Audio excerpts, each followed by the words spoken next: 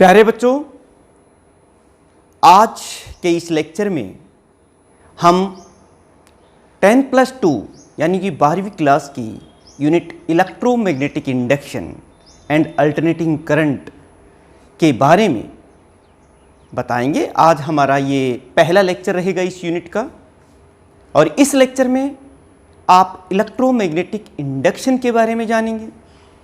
क्योंकि हम इसकी बेसिक कॉन्सेप्ट्स लेने वाले हैं, तो ये जो लेक्चर है ये 12वीं क्लास के साथ साथ 10वीं क्लास के बच्चों के लिए भी महत्वपूर्ण रहने वाला है। साथ में उन बच्चों के लिए जो NTSC, IIT या नीट एग्जाम्स का सपना सजो रखा है, उनका बेस स्ट्रॉन्ग होने के लिए ये आज का लेक्चर उनके लिए बहुत महत्वपूर्ण है। तो निकाल लीजिए अपनी पेन कॉपी और शुरू हो जाइए पढ़ने के लिए। हम शुरुआत करेंगे इलेक्ट्रोमैग्नेटिक इंडक्शन से।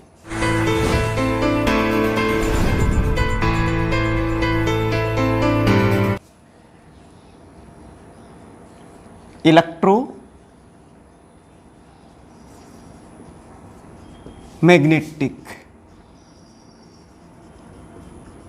इंडक्शन। देखिए, इसमें 3 टर्म्स हैं, इलेक्ट्रिक, मैग्नेटिक और इंडक्शन।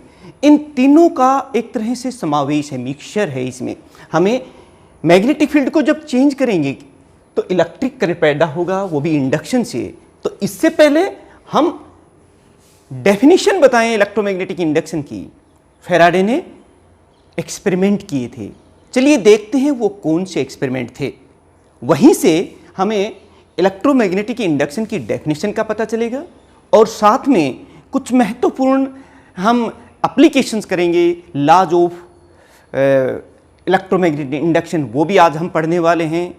और प्यारे बच्चों, ये जो चैप्टर है ये आपके लिए बहुत महत्वपूर्ण है, क्योंकि इसी से आगे चल के आप देखेंगे कि जितनी भी हमारे मोटर हैं, जनरेटर हैं, डायनेमो वगैरह, वो इन्हीं प्रिंसिपल्स पर आधारित होंगे जो इलेक्ट्रोमैग्नेटिक इंडक्शन के इन लेक्चर्स में हम आपको बताने वाले हैं। तो क्या थे वो फैराडेज एक्सपेरिमेंट, जिन्होंने एक नया फील्ड खोल दिया, और आगे चल के बहुत ज़्यादा जो डेवलपमेंट हुई वो इन्हीं प्रिंसिपल्स की वजह से हुई।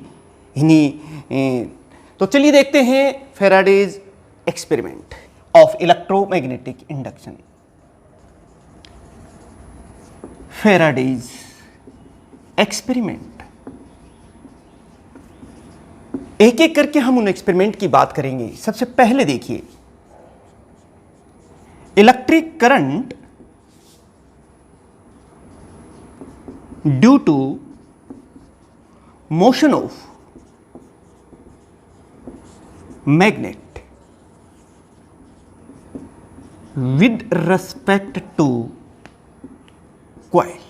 ये देखिए क्या था ये एक्सपेरिमेंट। ये देखिए इन्होंने क्या किया, एक कॉइल ली, take a coil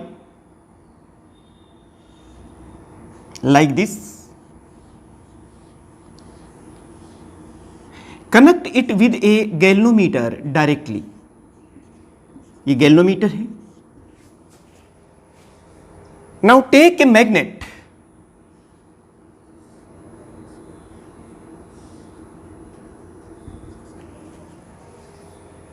take a coil, connect it with a galvanometer. Now bring a magnet with the north pole towards the coil. जब इस मैग्नेट को इस कॉइल के पास लेके आते हैं, दिस गैल्वेनोमीटर शोज डिफ्लेक्शन। आप जानते हैं ना गैल्वेनोमीटर के बारे में, कि गैल्वेनोमीटर में बीच में जो पॉइंटर होता है ये करंट के बारे में बताता है। करंट की डायरेक्शन का भी इसमें आइडिया होता है, डायरेक्शन का पता चल जाता है। 0 पॉइंट बीच में होता है और दोनों तरफ इस तरह से होते हैं पॉइंट्स 1 इस तरह से, और बीच में पॉइंट। जब कोई करंट फ्लो नहीं करता तो गैल्वेनोमीटर का जो पॉइंटर होता है वो सेंटर में होता है। अब देखिए, when this north pole of this magnet is brings towards this coil, this galvanometer shows deflection in one direction. When this magnet is taken away from this coil, the galvanometer again shows deflection but in opposite direction. It means that due to the motion of this magnet with respect to this coil, the current produces, current induces in this coil. ऐसा नहीं है कि सिर्फ magnet के motion से ही होता है। अगर मैग्नेट को स्टेशनरी रखें और कॉइल को मूव करें तो भी गैल्वेनोमीटर डिफ्लेक्शन देगा। बात यह है कि जब भी कॉइल और मैग्नेट के बीच में रिलेटिव मोशन होगा, इनके बीच का डिस्प्लेसमेंट चेंज होता है, तो इसमें करंट इंड्यूस होता है। आप जानते हैं, ये देखिए, इस करंट को जो इस मैग्नेट के विद रिस्पेक्ट मोशन की वजह से इस कॉइल में पैदा होता है, उस करंट को हम कहते हैं इंड्यूस्ड करंट। और प्यारे बच्चों, आप जानते हैं कि कोई भी करंट कब पैदा होता है, उसकी एसेंशियल कंडीशन क्या होती है? वो होती है ईएमएफ, कि उसके टू एंड्स के ऊपर पोटेंशियल डिफरेंस होना चाहिए। तो प्यारे बच्चों, सोर्स ऑफ इंड्यूस्ड करंट, जिसकी वजह से ये पैदा हो रहा है करंट इस कॉइल में, इस मैग्नेट के मोशन की वजह से, उसे कहते हैं इंड्यूस्ड ईएमएफ।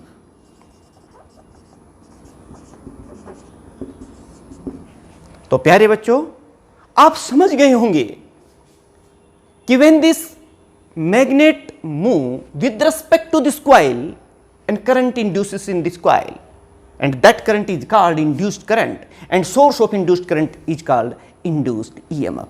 ये फैराडे का पहला एक्सपेरिमेंट था। और देखते हैं कि उन्होंने किया क्या, ये क्यों हो रहा है, किस वजह से हो रहा है, हम इसकी भी बात करेंगे। लेकिन पहले उन एक्सपेरिमेंट्स को हम लोग देख लेते हैं। तो चलिए, नेक्स्ट इनका एक्सपेरिमेंट क्या था? दूसरा एक्सपेरिमेंट देखिए बेटे। Electric current due to changing electric current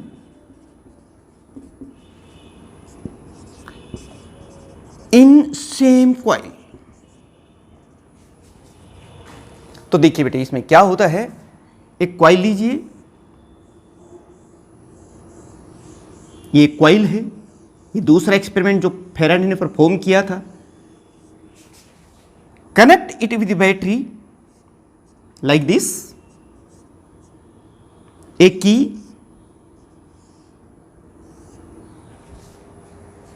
when this key is pressed, the electric current changes in the coil। लेकिन जैसे ही करंट चेंज होता है, इसी कॉइल में एक और करंट पैदा हो जाता है जो इस करंट का अपोज करता है। इस करंट को इंड्यूस्ड करंट कहते हैं। और सोर्स ऑफ इंड्यूस्ड करंट जिसकी वजह से पैदा होता है इन दोनों कॉइल्स में, उसे हम इंड्यूस्ड ईएमएफ कहते हैं। यानी कि दूसरा एक्सपेरिमेंट क्या था? Electric current due to changing electric current in the same coil. तो क्या था? Take a coil like this, connected with battery and a key. When key is pressed, the electric current changes in this coil and electric current induces in opposite direction. This electric current is called induced current। और when this key is released, इसको of करते हैं तो इसमें current decrease होता है, तो इसमें एक और करंट पैदा हो जाता है। And this electric current is called induced electric current and source of induced current is called induced EMF. ये दूसरा एक्सपेरिमेंट था। ये भी क्यों हो रहा है, इसके बारे में भी हम थोड़ी देर बाद देखेंगे। अब तीसरा एक्सपेरिमेंट देखते हैं जो फैराडे ने परफॉर्म किया। Electric current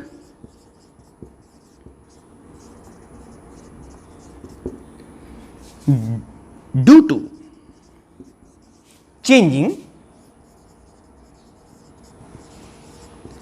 electric current in neighbouring coil. Neighbouring coil, इसमें क्या किया कि दो कॉइल्स ले ली बेटे, जैसे एक तो पहले की तरह कॉइल ली। इस कॉइल को एक बैटरी और एक की से जोड़ दिया, कनेक्ट कर दिया लाइक दिस।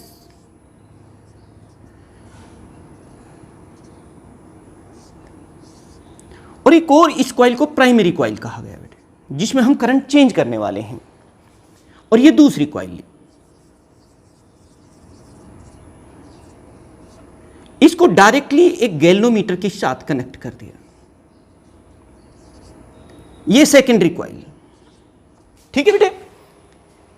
अब क्या हुआ, व्हेन दिस की is pressed the electric current increases in this coil, primary coil.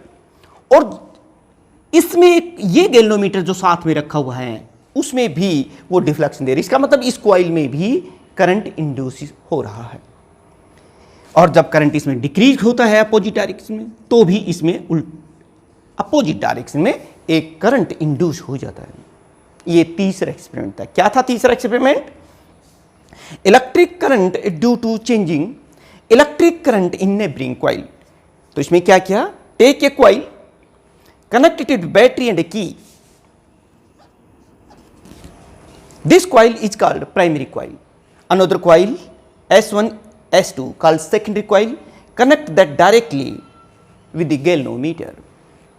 Now when the electric current changes in this primary coil, the galvanometer of the secondary coil shows deflection. It means that in secondary coil the current induces, and that current is called induced current, and source of induced current is called induced EMF. प्यारे बच्चों, ये थे 3 experiment. इन तीनों ही experiments के आधार पर definition दी जाती है कि ये इलेक्ट्रोमैग्नेटिक इंडक्शन होता क्या है। चलिए देखते हैं डेफिनेशन ऑफ इलेक्ट्रोमैग्नेटिक इंडक्शन, कि ये इलेक्ट्रोमैग्नेटिक इंडक्शन होता क्या है। Definition of electromagnetic induction. देखिए बेटे, जो बात मैं कहने जा रहा हूं ये वो प्रोसेस है, पहले एक बार सुन लीजिए फिर हम इसको लिखेंगे। द प्रोसेस या the phenomena by which the current induces in a coil due to the motion of the coil, motion of the magnet with respect to the coil, और due to changing the current in the same coil, और due to changing the current in neighbouring coil is called electromagnetic induction.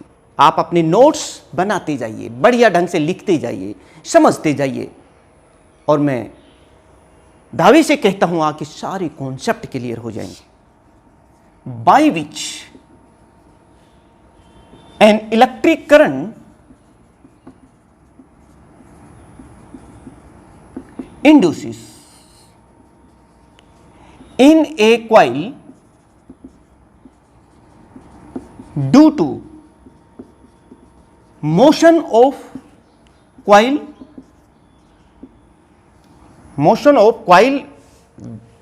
with respect to magnet, or motion of magnet with respect to the coil due to motion of magnet with respect to coil, or due to changing electric current in same coil, or due to changing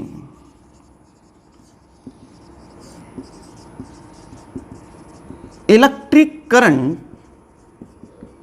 in neighboring coil.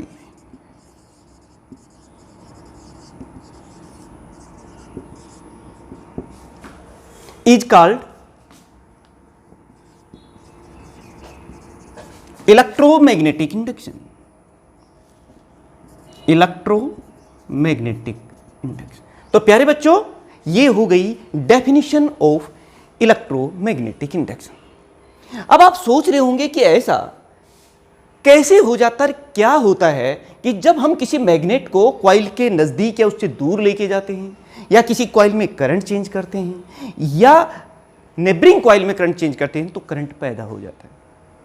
ऐसा होता क्या है, यानी कि what is the cause of electromagnetic induction, origin क्या है, इसका reason क्या है, वो हम लोग देखेंगे। तो चलिए देखते हैं what is the cause of electromagnetic induction.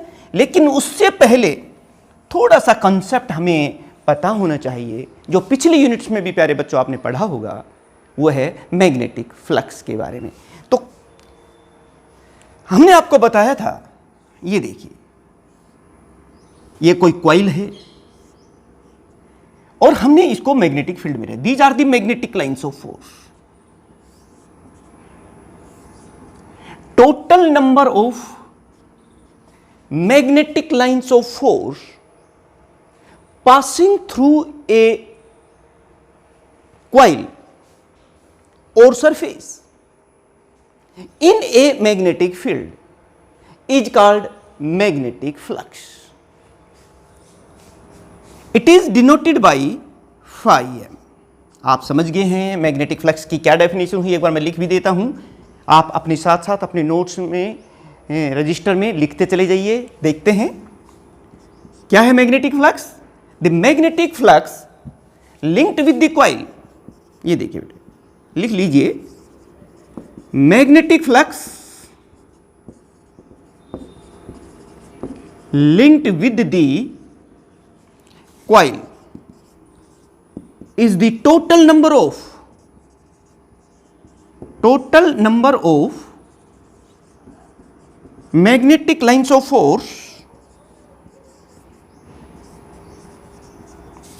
passing through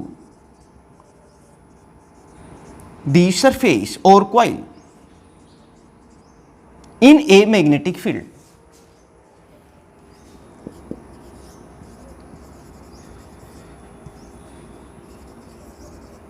Magnetic field is called magnetic flux. It is denoted by phi m. प्यारे बच्चों, ये डिनोशन है, ये डेफिनेशन आपने देखी। अब चलिए हम देखते हैं यहां पर कि ये किन किन बातों पर डिपेंड करता है। एक बात देखिए, जितना ज्यादा एरिया होगा उतनी ही ज्यादा मैग्नेटिक लाइन, जैसे एक तो इसमें से जा रही है, अगर यही एरिया इतना होता तो कितनी मैग्नेटिक लाइन जाती, सिर्फ एक या दो जाती, इसमें से ज्यादा जा रही है। और छोटा सरफेस होता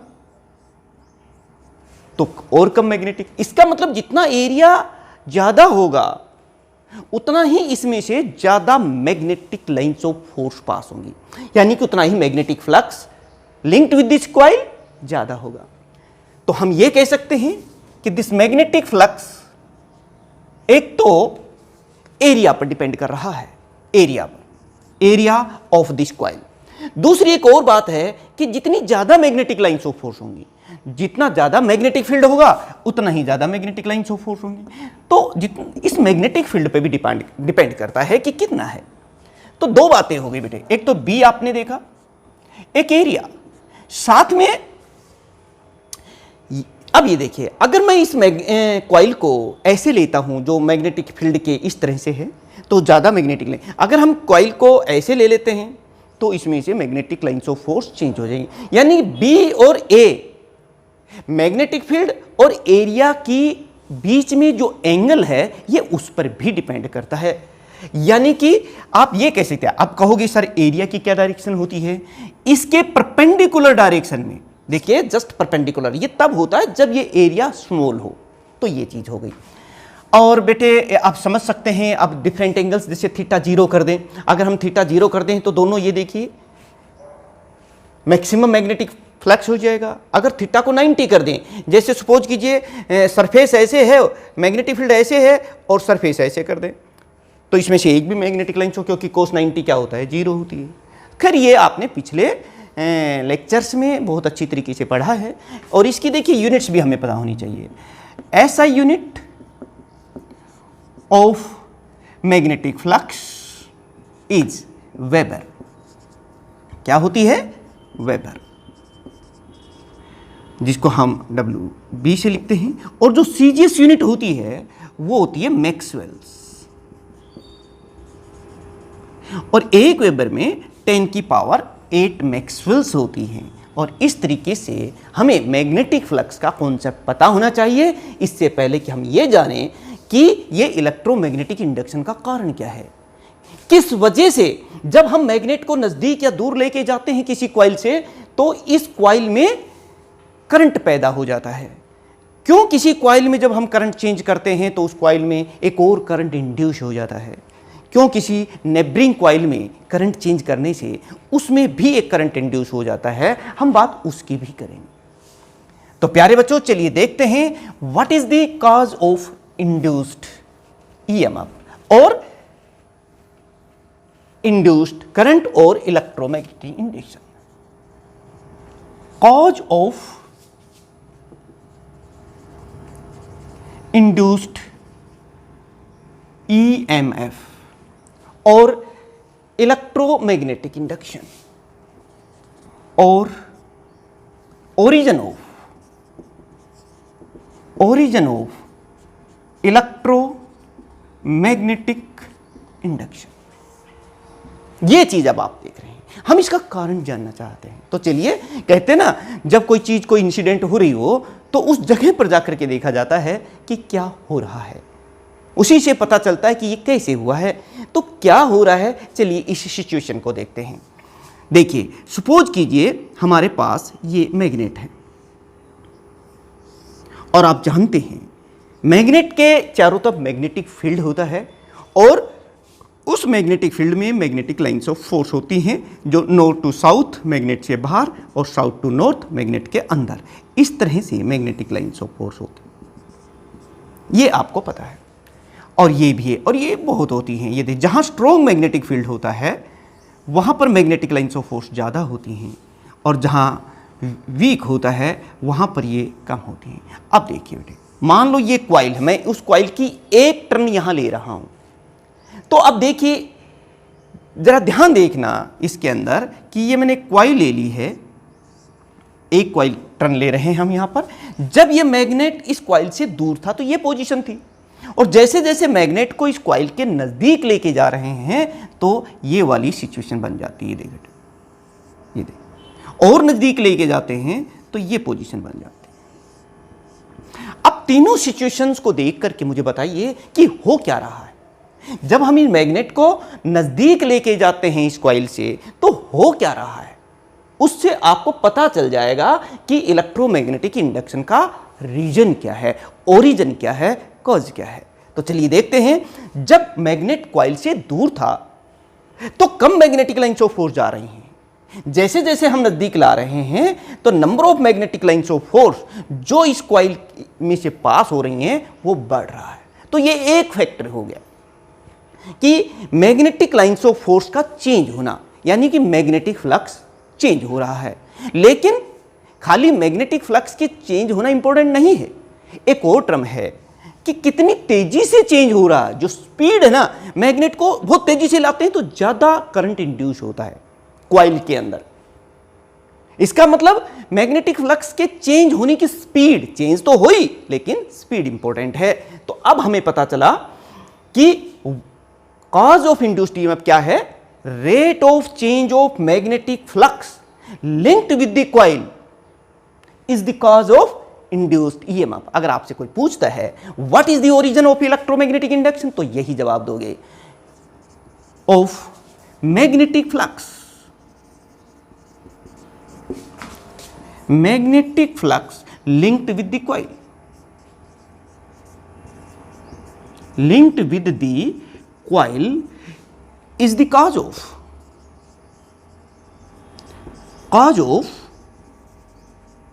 induced EMF or electromagnetic induction. This is the question here. ये आप कि इसमें तो चलिए जब मैग्नेट को नजदीक, इसमें क्या हो रहा है? तो प्यारे बच्चों इसमें भी वही है। क्या देखिए, जब हम किसी कॉइल में करंट पास करते हैं, यहां से देखिए ऑन करते हैं तो इस कॉइल में से करंट पास होता है। करंट पास होने से क्या हो रहा है, इसके चारों तरफ मैग्नेटिक फील्ड पैदा हो। Magnetic field means magnetic lines of force, ये line of magnetic lines of force पैदा हो रही है। ये देखिए, जितना ज्यादा इसमें से करंट पास करोगे उतना ही ज्यादा ये मैग्नेटिक फील्ड यानी कि मैग्नेटिक लाइंस ऑफ फोर्स यानी मैग्नेटिक फ्लक्स बनेगा। अब जब करंट चेंज करोगे तो फिर मैग्नेटिक लाइंस ऑफ फोर्स भी चेंज होंगी, और जब magnetic lines of force change होंगी तो फिर एक ईएमएफ भी इंड्यूस होगा कॉइल के अंदर। यानी कि यहां पर भी रीजन वही है, rate of change of magnetic flux linked with the coil. इसमें भी देख लीजिएगा कि सर ठीक है, कॉइल की बात तो समझ में आ गई, लेकिन पड़ोस की कॉइल में करंट चेंज करने से दूसरी कॉइल में करंट कैसे पैदा हो जाता, वहां पर भी यही बेटे। मान लो यहां पर हमारे पास ये कोई कॉइल रखी हुई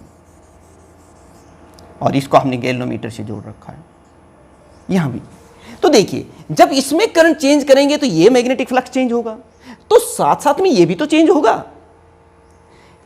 तो यहां पर भी जब मैग्नेटिक फ्लक्स चेंज होगा तो फिर यहां पर जो है इस कॉइल में जो सेकेंडरी कॉइल है हमारी, उसमें भी करंट पैदा होगा। यानी कि यहां पर भी बात वो की वही है कि rate of change of magnetic flux linked with the coil is the cause of induced EMF. अब हमें कारण समझ में आ गया, ओरिजिन समझ में आ गया इलेक्ट्रोमैग्नेटिक इंडक्शन का या फिर इंड्यूस्ड ईएमएफ का या फिर इंड्यूस्ड करंट का। लेंज लॉ, इसकी स्टेटमेंट देखिए। This law gives the direction of induced current और इंड्यूस्ड ईएमएफ। क्या है वो लॉ, उसकी ही चलिए हम लोग बात कर लेते हैं। देखिए आपने देखा ये लॉ भी यही कहता है कि इंड्यूस्ड करंट की या इंड्यूस्ड ईएमएफ की अपनी कोई डायरेक्शन नहीं होती। जैसे कई लोग होते ना, बोलते कुछ नहीं है, खड़े रहते हैं, जिनकी अपनी कोई विचारधारा नहीं होती है, लेकिन जैसे ही कोई दूसरा बोलता है तो वो उसका अपोज करते हैं, जो भी उसने कहा उसका अपोज करना। यानी कि उस व्यक्ति की अपनी कोई थिंकिंग नहीं है, कोई सोच नहीं है, लेकिन उसे तो हर उस बात का विरोध करना है जो दूसरे लोग बोलते हैं, जिनकी वजह से वहां वार्तालाप हो रही है। तो वही बात यहां पर भी है कि इंड्यूस्ड करंट की अपनी कोई डायरेक्शन नहीं होती, ये तो हर उस कॉज का विरोध करता है, अपोज करता है जो इसे पैदा करता है।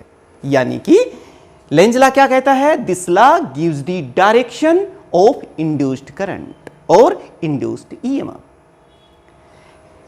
The direction of induced EMF, इसकी स्टेटमेंट देखिए क्या है, आपको समझ में आ जाएगा। The direction of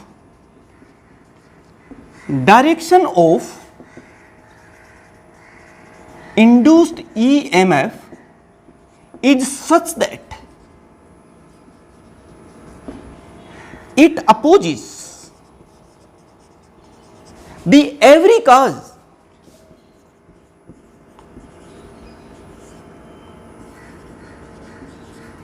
which produce it.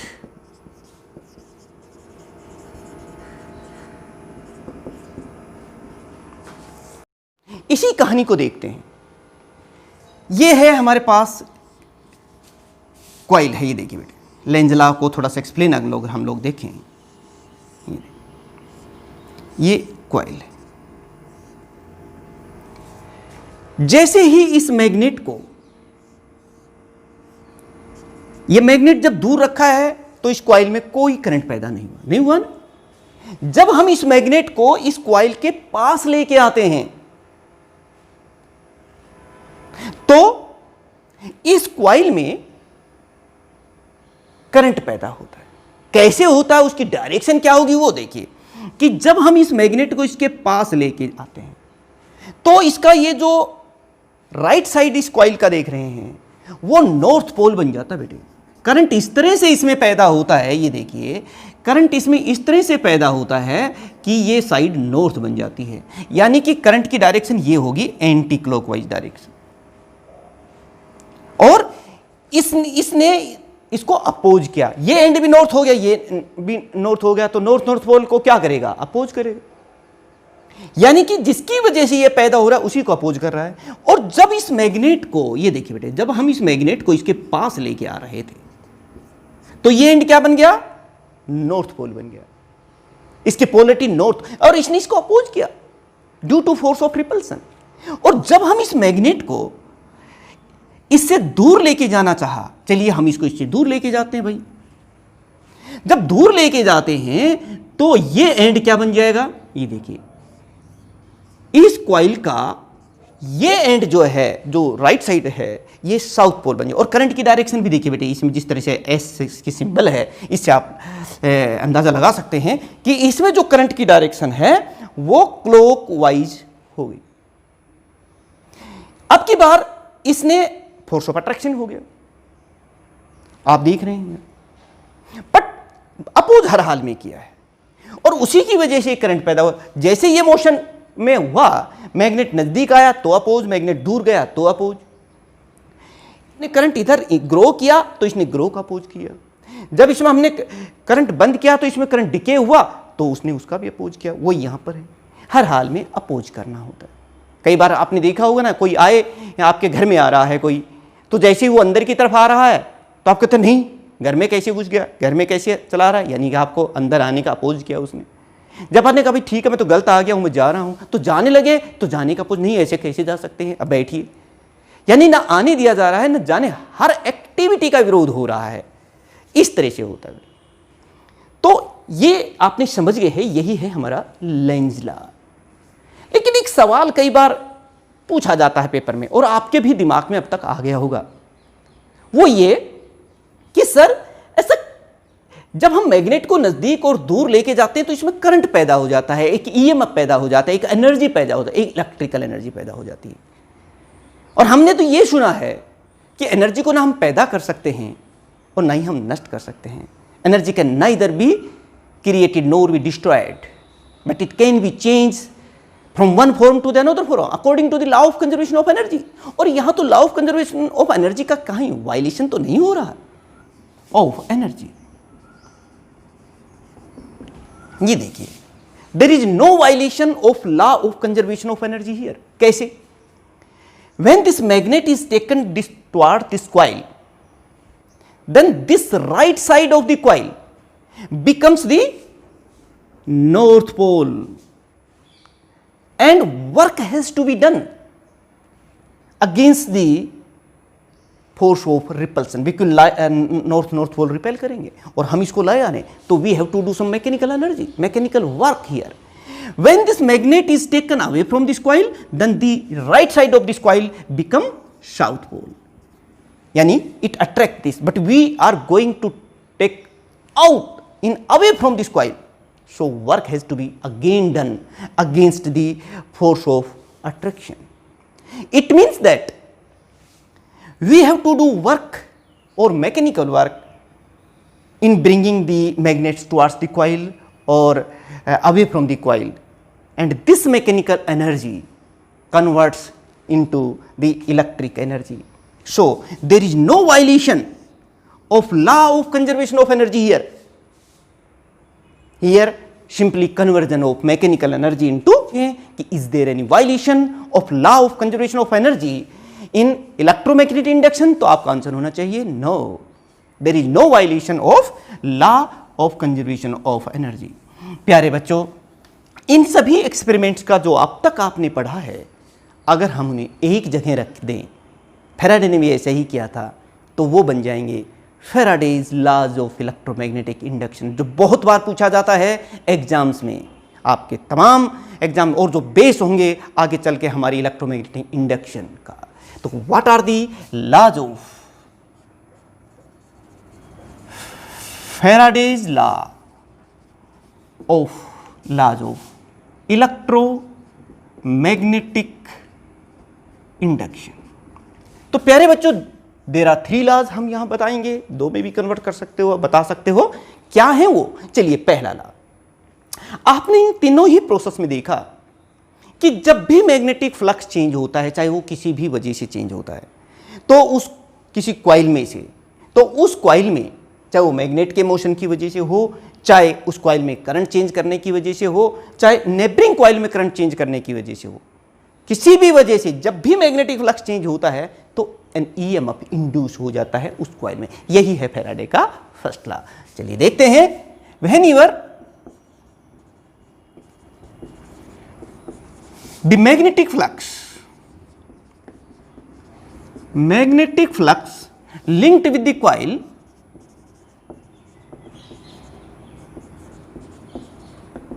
changes an EMF induced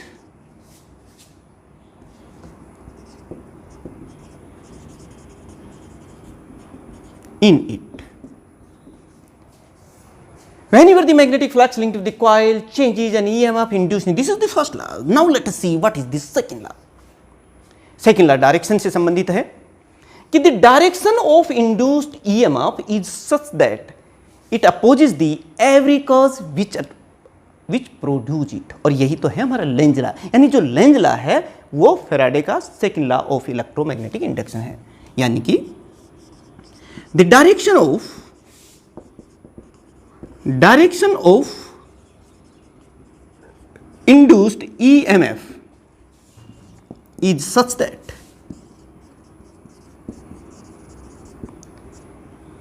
it opposes the every cause which produce it. ये दूसरा लॉ, यानी कि यही तो है हमारा लेंज लॉ। ये जो लेंज लॉ है ये Faraday second law of electromagnetic. और तीसरी बात बेटे देख लेते हैं, ये देखिए बेटे, अब भाई कितना इसमें ईएमएफ इंड्यूस होगा, उसका मैग्नीट्यूड कितना होगा इसी कॉइल में, वो इस बात पर निर्भर करता है, मैंने जैसे पहले भी बताया था कि कितनी तेजी से मैग्नेटिक फ्लक्स चेंज हो रहा है। जितनी तेजी से मैग्नेटिक फ्लक्स चेंज होगा उतना ही ज्यादा ईएमएफ इंड्यूस होगा इस कॉइल में, यानी the magnitude of induced EMF is directly proportional to the rate of change of magnetic flux linked with the coil. आप इसको इस तरीके से कह सकते हैं, the magnitude of induced EMF to the rate of change of, मैं यहां लिख देता हूं, रेट ऑफ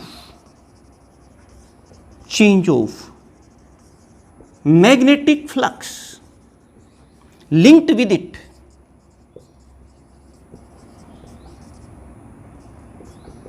यानी कि आप कहेंगे this is the magnitude of it is directly proportional to rate of change of magnetic flux. और अगर हम इसकी डायरेक्शन की भी बात करें और प्रोपोर्शनलिटी साइन को 1 लेके चलें तो हम इसको इस तरीके से लिख सकेंगे, this is the important and third law of the electromagnetic induction given by the Faraday. और क्वेश्चन क्या पूछा जाता है, what are the Faraday's laws of electromagnetic. या नेगेटिव साइन आप सोच रहे होंगे कि मैंने कैसे लगा दिया, ये क्या इसकी इंपॉर्टेंस है। यहां पे नेगेटिव साइन ये कहता है कि इंड्यूस्ड ईएमएफ की जो डायरेक्शन है वो इस अपोजिट में होती है, जिसकी वजह से वो चेंज हो रहा है मैग्नेटिक, यानी ये लेंज ला देता है, where negative sign gives Lenz law. ये हमें लेंज लॉ देता है और डायरेक्शन ऑफ इंड्यूस्ड ईएमएफ देता है। तो प्यारे बच्चों, ये एक इंपॉर्टेंट हमारा लॉ हो गया, फैराडेज लॉ ऑफ इलेक्ट्रोमैग्नेटिक। लगभग हर एग्जाम में किसी न किसी रूप में जरूर पूछा जाता है। तो आपको ये बात समझ में आ गई होगी। अब हम चलिए करते हैं कुछ न्यूमेरिकल्स जो इन पर आधारित हैं।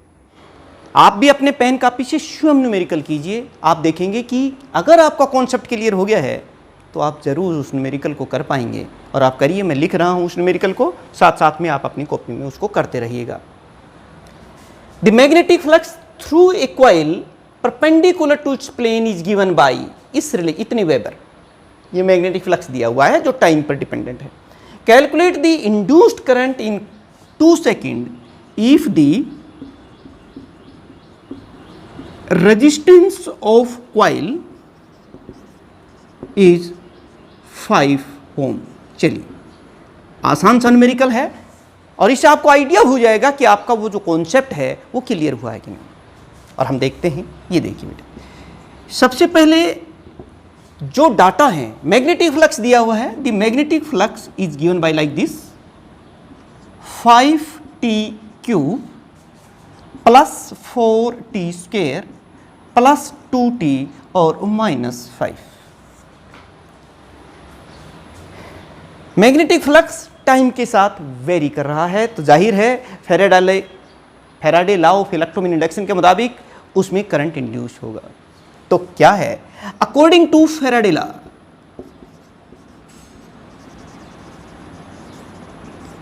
बेटे अभी अभी आपने फैराडे लॉ पढ़ा था, हम जानते हैं E = -d∅m/dt।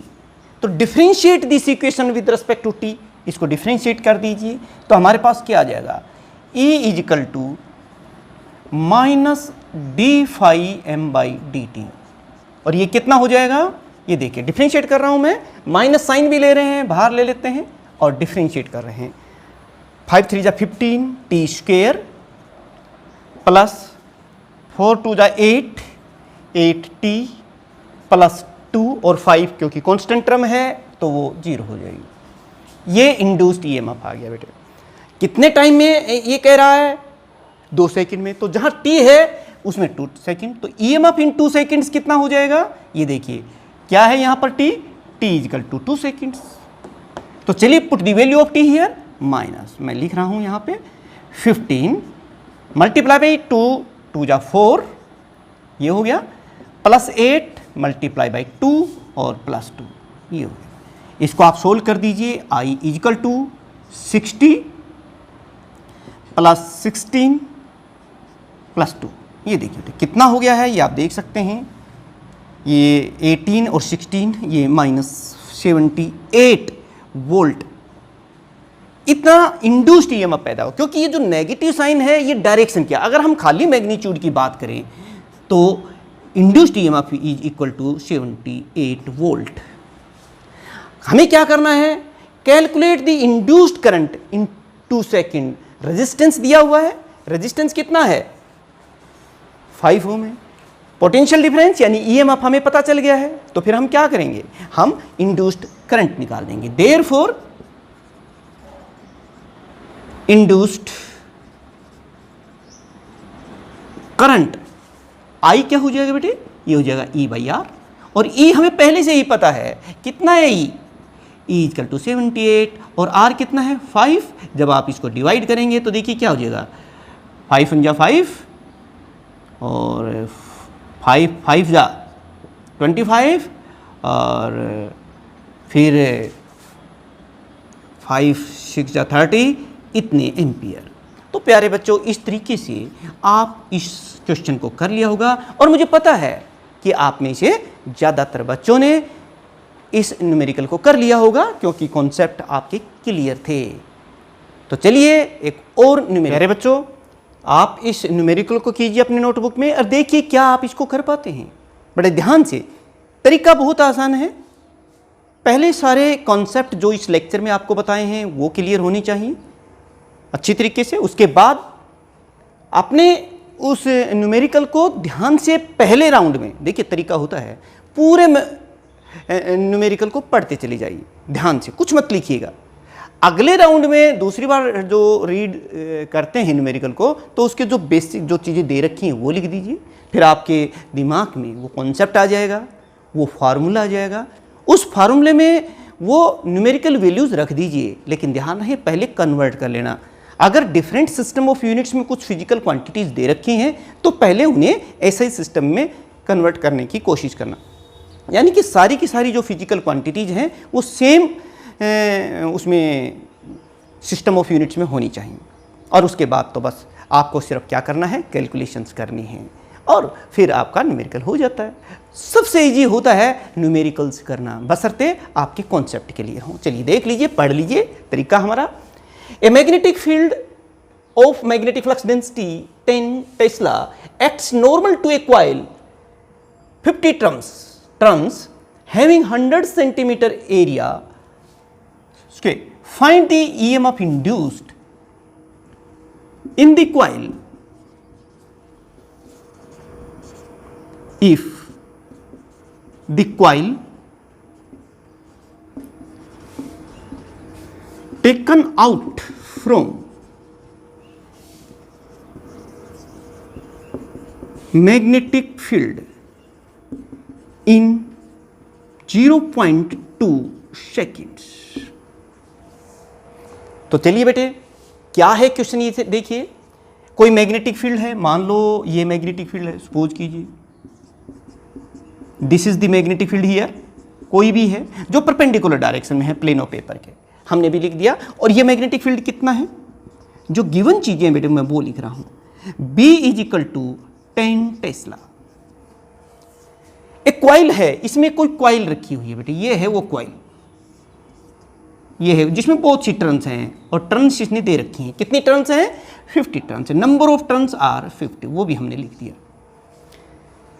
Area of each turn, प्रत्येक क्वाइल का जो एरिया है वो भी दे रखा है, और वो है, मैंने कहा था ना 100 सेंटीमीटर स्क्वायर है बेटे। लेकिन ये 100 सेंटीमीटर स्क्वायर जो है ना, इसको पहले मीटर स्क्वायर में बदल दीजिए, क्योंकि ये आपको ऐसा ही सिस्टम में लेके आना। तो ये कितना हो जाएगा, 100 × 10⁻⁴ मीटर स्क्वायर, ये भी हो गया। फाइंड द ईएमएफ इंड्यूस्ड, और हमें निकालना क्या है, इंड्यूस्ड ईएमएफ निकालना है। If this coil is taken out, यानी इस कॉइल को इस मैग्नेटिक फील्ड के बाहर निकाल लिया गया है, और कितनी देर में निकाला है वो बात भी इन्होंने दे रखी है। जो टाइम लिया है इस कॉइल को बाहर निकालने में वो मात्र 0.2 सेकेंड से। तो प्यारे बच्चों, चलिए देखते हैं क्या आप इसको कर पाते हैं। तो चलिए, ये सारी डाटाज आपको दे रखे हैं। तो जब कॉइल मैग्नेटिक फील्ड में थी, ये पहली कंडीशन है, तो इस समय मान लो इसमें मैग्नेटिक फ्लक्स कितना है, φ1 है, और फिर ये कॉइल बाहर हो गई 0.2 सेकेंड्स के अंदर, और उस समय उसमें मैग्नेटिक फ्लक्स मान लेते हैं कितना है, φ2। चलिए φ1 हम निकाल सकते हैं, इसमें हमें पता है, फार्मूला हमें पता है मैग्नेटिक फ्लक्स का। ये देखिए, नाउ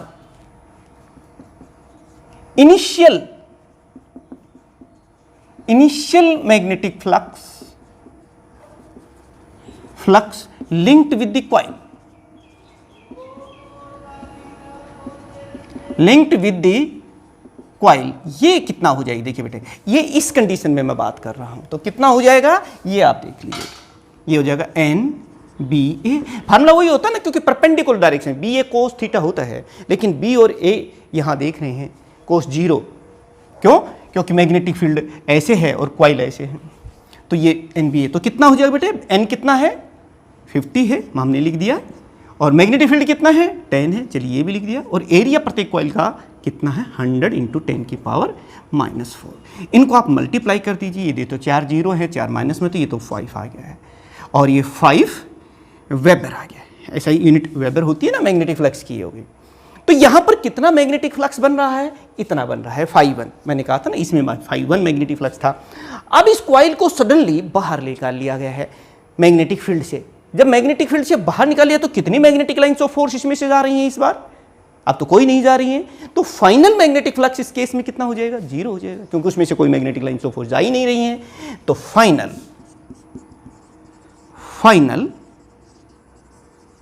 मैग्नेटिक फ्लक्स कितना हो जाएगा बेटे, ये देखिए, this will be equal to 0।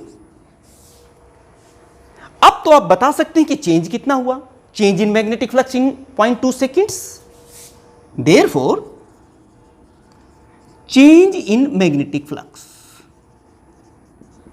ये चीज आपने की होगी। ये देखिए, मैग्नेटिक फ्लक्स इन 0.2 सेकेंड्स कितना हो जाएगा बेटे, ये φ2 - φ1। φ2 तो कितना है, 0, और φ1 कितना है, 5, तो हमने 5 लिख देंगे, तो ये लगभग होगा -5 वेबर, और इसको हम d∅m से लिख लेंगे, ये आ गया। जब आपने d∅ का पता चला, और टाइम कितना है वो dt है, dt कितना है आपके पास, dt = 0.2 सेकेंड्स। ये देखिए, व्हाट इज dt हियर, बहुत ही स्मॉल टाइम है, dt = t। और करना क्या हमें, find the EMF induced in the coil, EMF हमें निकालना है। तो प्यारे बच्चों, तो वो ईएमएफ अब आप कैसे निकालोगे, ये देखिए, वो अब आपके पास आ ही गया होगा। ये देखिए, now according to the Faraday law of electromagnetic induction, लिख दे बाकायदा, according to Faraday's law of electromagnetic induction, प्यारे बच्चों कितना होता है, -d∅m/dt, और d∅m कितना होता है यहाँ पर ये आप देख रहे हैं माइनस साइन यहाँ पर है, माइनस ये हो गया तो मैंने 5 लिख दिया है, और dt के स्थान पर क्या लिखेंगे 0.2, और ये देखिए कितना आ गया है 50/2, और ये कितना हो गया, ये 25 वोल्ट।